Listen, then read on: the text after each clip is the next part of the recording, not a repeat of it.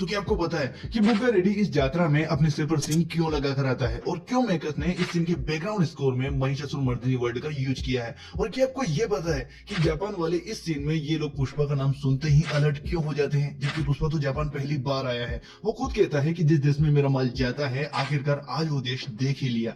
तो मेरी जान, पुष्पा पार्ट 2 को दोबारा देखकर मैंने कई सी डिटेल्स निकाली हैं जो कि काफी इंटरेस्टिंग है और इसके पार्ट 3 से कनेक्ट करती है। साथ ही जब आप ये डिटेल्स जानकर इस फिल्म को दोबारा देखोगे तो फिल्म देखने का मजा डबल हो जाएगा। So let's start the video. लेकिन उससे पहले आप इस चैनल को सब्सक्राइब और वीडियो को लाइक जरूर कर दें, क्योंकि हम ऐसे वीडियोस आगे भी लाते रहेंगे।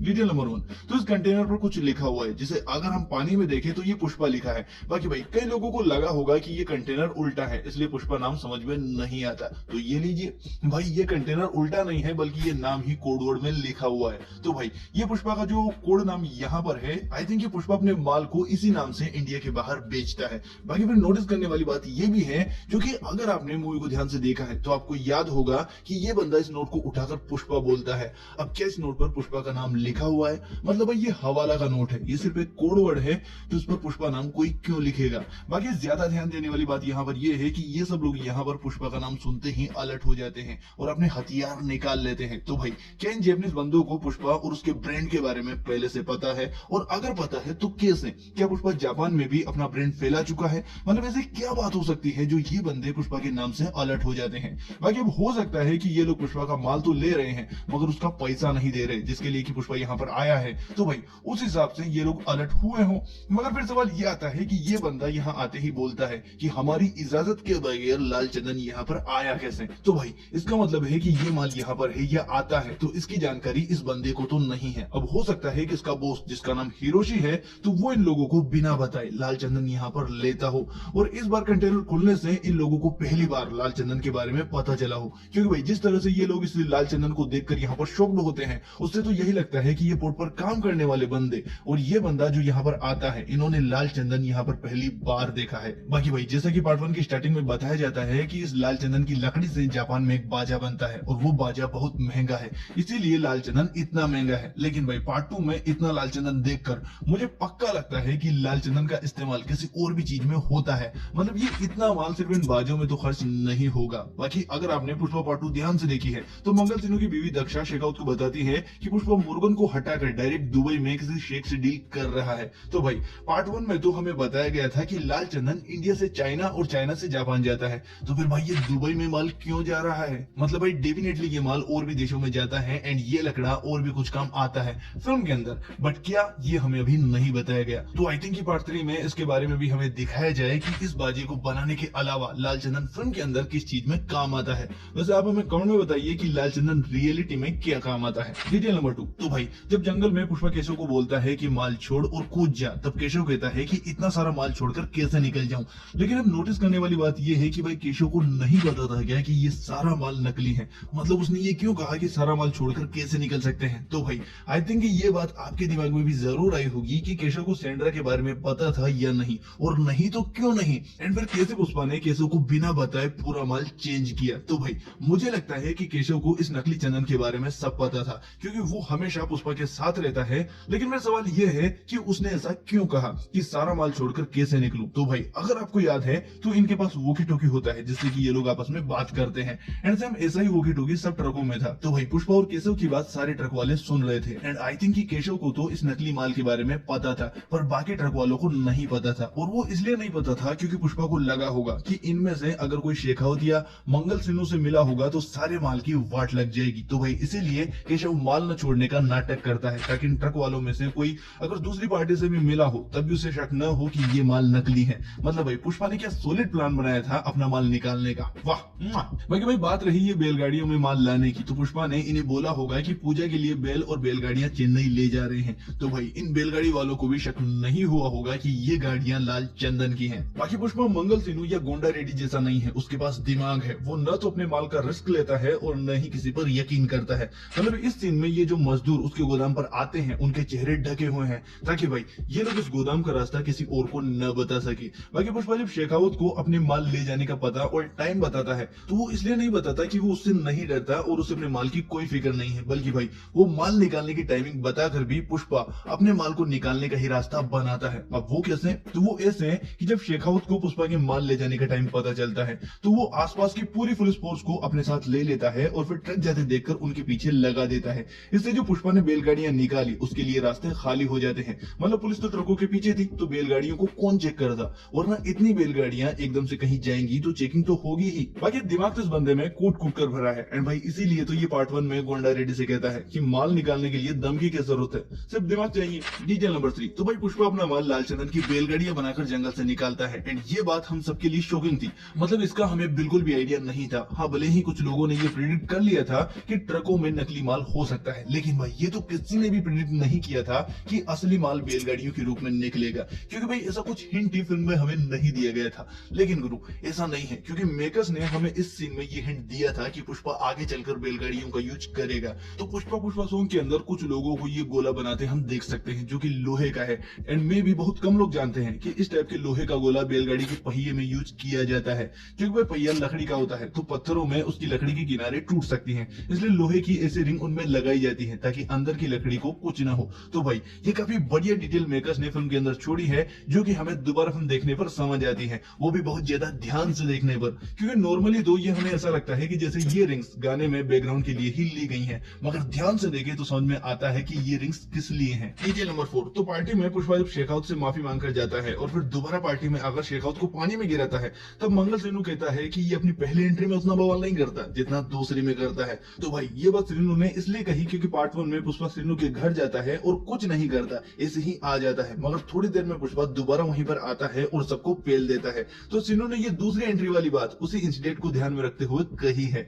बाकी कुछ ऐसा ही श्रीनू तब कहता है जब पुलिस वाले ये बैलगाड़ी पकड़ कर लाते हैं। यहाँ पर पुष्पा चला जाता है मगर शेखावत उसे दोबारा बुलाता है और ये कहता है कि तूने बोला था कि एक भी लकड़ी पकड़ पाया तो पुष्पा सारी जिंदगी मजदूरी करेगा। और भाई यहाँ पर श्रीनू कहता है कि ये उसे दोबारा क्यों बुला रहे हैं, दूसरी बार में तो डेंजर है। एंड तभी पुष्पा वाइल्ड फायर बोलता है और बैलगाड़ी फट जाती है। बाकी भाई वो बैलगाड़ी भी पुलिस वालों ने नहीं पकड़ी थी, बल्कि पुष्पा ने ही उसे वहां पर छोड़ा था ताकि शेखावत को पता चले कि उसकी नाक के नीचे से पुष्पा ने कैसे अपना माल निकाला। एंड तभी तो ये बैलगाड़ी फटती है क्योंकि पुष्पा ने उसमें बॉम्ब फिट किया था। बाकी एक मजेदार डिटेल ये भी है कि पुष्पा पहली एंट्री पर उतना बवाल नहीं करता जितना दूसरी पर करता है। तो भाई पुष्पा पार्ट 1 पुष्पा की पहली एंट्री थी जिसका कलेक्शन ठीक था, मगर पुष्पा पार्ट 2 पुष्पा की सेकंड एंट्री है एंड आपको तो पता ही है कि उसने क्या बवाल मचाया है। तो भाई वाकई में पुष्पा सेकंड एंट्री में बवाल मचाता है। वीडियो नंबर 5, तो भाई अगर आपने नोटिस किया है तो वहरिज पुष्पा वाली वीडियो में दिखाया गया ये आदमी पुष्पा पार्ट 2 में पुष्पा जिस मजदूर को स्टेशन छुड़ाने जाता है उसका ससुर है। और भाई ये आदमी पुष्पा पार्ट 2 में पुष्पा की बुराई करता है, जबकि इस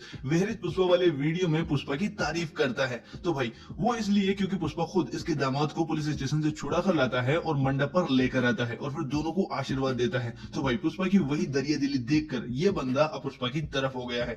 बाकी ये वहरिज पुष्पा वाला वीडियो पुष्पा पार्ट 2 के बाद की कहानी का हिस्सा है, क्योंकि पार्ट 2 में तो ये आदमी पुष्पा की बुराई ही करता है। तो आई थिंक इसकी बेटी की शादी कराने के बाद ये पुष्पा की इज्जत करने लगता है, जैसा कि हमें वहरिज पुष्पा वाली वीडियो में देखने को मिलता है। डिटेल नंबर 6, सो गाइस शायद ही आपने नोटिस किया होगा कि पुष्पा वाले सॉन्ग में पुष्पा यहाँ पर हाथ रखता है और सामने ब्लास्ट होता है एंड यहाँ सामने ये मजदूर भी हैं। मगर नोटिस करने वाली बात ये है कि पुष्पा ये ब्लास्ट क्यों करता है। मतलब ब्लास्ट से रिलेटेड तो उसका कोई काम भी नहीं है, ब्लास्ट से रिलेटेड काम तो माइनिंग में होता है, जो कि फिल्म के अनुसार वीर प्रताप रेड्डी का भाई कोयला माइनिंग का काम करता है एंड वहीं पर ब्लास्ट होते हैं। मगर पुष्पा को ये ब्लास्ट करते क्यों दिखाया गया है, जबकि लालचंदन की स्मगलिंग में तो ऐसा कोई ब्लास्ट का काम होता ही नहीं है। अब हालांकि हो सकता है कि पुष्पा ये ब्लास्ट वीर प्रताप रेड्डी के लिए ही करता हो, क्योंकि वही आदमी माइन से संबंध रखता है और आई थिंक ये ब्लास्ट करके पुष्पा किसी नई माइन की ओपनिंग करता हो। मगर फिर सवाल ये आता है कि फिल्म में ये पुष्पा सॉन्ग जिसमें पुष्पा ये ब्लास्ट करता है, तो भाई ये सॉन्ग वीर प्रताप रेड्डी से मिलने के पहले आता है। तो इसका मतलब है कि पुष्पा ये ब्लास्ट वीर प्रताप रेड्डी के लिए तो नहीं करता, क्योंकि पुष्पा इसके बाद जाकर वीर प्रताप रेड्डी से मिलता है। सब सवाल ये आता है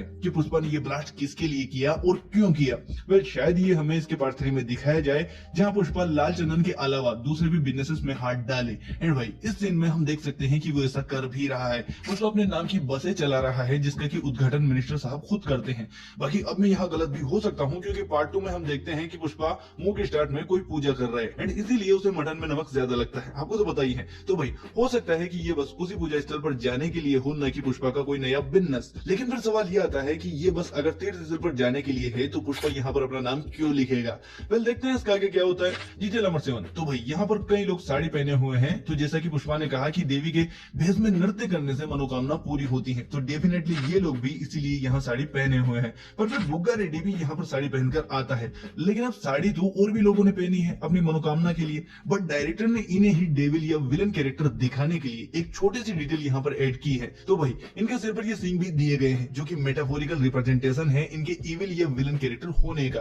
बाकी ये इविल तो है ही, लेकिन इन सींगों से डायरेक्टर इन्हें राक्षस दिखाना चाहता है, जैसे कि माँ काली मारती है। अब क्योंकि अल्लू अर्जुन उन्हीं के रूप में है, तो माँ काली ने ही जो इन्हें मारा है। तो अल्लू अर्जुन जब इन्हें मारता है तो बैकग्राउंड में जो साउंड प्ले होता है उसमें महिषासुर मर्दिनी भी सुनाई देता है। तो भाई यहाँ पर बुग्गा रेड्डी को महिषासुर बताया गया है, जिसे कि माँ काली मारती है। बाकी अब महिषासुर राक्षस की अगर आपको कहानी पता है तो उसकी ये खास बात है कि वो अपना रूप बदलकर लोगों को परेशान करता था। तो भाई बुग्गा रेड्डी भी यहाँ पर अपना रूप बदल कर आता है, मतलब वो औरत के भेष में आता है और यहाँ लड़कियों को परेशान करता है, जैसा कि महिषासुर करता है।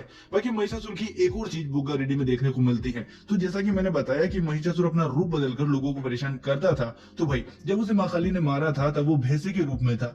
बाकी जैसे भैंसे के सिंग होते हैं, तो यहाँ बुग्गा रेड्डी भी अपने सिर पर सिंग लगाकर ही आता है। सो मेरी जान, यात्रा वाला ये सीन जिसमें पुष्पा देवी के रूप में बुग्गा रेड्डी को मारता है, तो ये सीन महिषासुर संगार से इंस्पायर होकर ही बनाया गया है। Detail number 8। तो भाई इस बार पार्ट 3 का टेक्स्ट येलो है, मगर क्यों? अब देखो, पुष्पा पार्ट 1 में लाल चंदन काटता था, तो उस हिसाब से पार्ट 1 के टेक्स्ट रेड कलर में थे, क्योंकि लाल चंदन लाल होता है। फिर पार्ट 2 के टेक्स्ट गोल्डन हुए, क्योंकि अब पुष्पा लकड़ियां नहीं काटता बल्कि बिजनेस डील्स करता है और सेट के माफिक घूमता है, ऊपर से गोल्ड भी काफी ज्यादा पहनता है। तो पार्ट 2 के टेक्स्ट गोल्ड थे। एंड भाई अब पार्ट 3 का टेक्स्ट येलो है, तो इसका मैं क्या मतलब निकालूं? अब वैसे इसका मतलब ये हो सकता है, अगर ट्रैफिक लाइट के कलर से हम इसे कनेक्ट करें तो मे भी पुष्पा इस पार्ट में किसी चीज की तैयारी करे या उसके लिए तैयार रहे, क्योंकि एंडिंग में हम देखते हैं कि कोई यहाँ पर ब्लास्ट करता है। एंड भाई मे भी ये ब्लास्ट इसी शादी में हुआ है, तो आई थिंक कि पुष्पा इसी आदमी से बदला लेने की तैयारी करे जिसने कि ये ब्लास्ट किया है।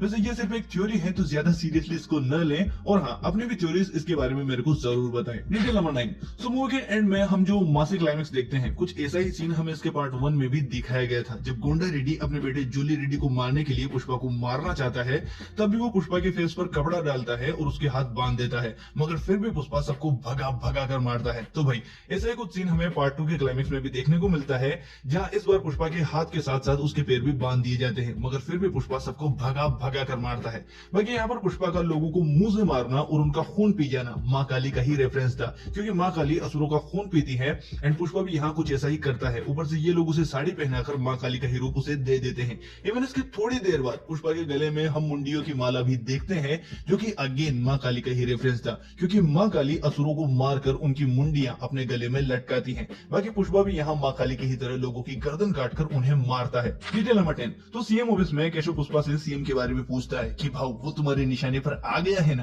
तब पुष्पा कहता है कि ऐसा कुछ नहीं है, लेकिन भाई ऐसा ही था, सीएम पुष्पा के निशाने पर आ गया था, तभी तो उसने सिद्धप्पा से सीएम बनने को बोला। बाकी भाई नोटिस करने वाली बात यह है कि केशव को पुष्पा कब और क्या करने वाला है और क्या सोचता है, इसका अंदाजा पहले ही हो जाता है। एंड तभी तो भाई पुष्पा जब शेखावत को सॉरी बोलकर आता है और रास्ते में जब वो केशव से बात करके वापस जाता है, तो केशव श्रीवल्ली को बोलता है कि मेरे को पता था कि कुछ ऐसा ही होने वाला है, गाड़ी 5 किलोमीटर पहले ही रुक जानी चाहिए थी। तो भाई केशव को पुष्पा की हर बात उसके बोलने से पहले ही समझ में आ जाती है। एंड यही चीज उस नकली माल वाली बात में भी है, जहां केशव ट्रक में छोड़ने का नाटक करता है, जबकि अंदर से उसे भी पता था कि ये माल नकली है। सो ये थी पुष्पा पार्ट 2 की कुछ डिटेल्स। बाकी ऐसी ही डिटेल्स अभी और भी हैं, एंड अगर आपका इस वीडियो पर रिस्पॉन्स ठीक रहता है तो हम उन डिटेल्स पर भी जल्दी वीडियो लेकर आएंगे। इसलिए प्लीज वीडियो को लाइक और चैनल को सब्सक्राइब जरूर करें। चलिए बाय।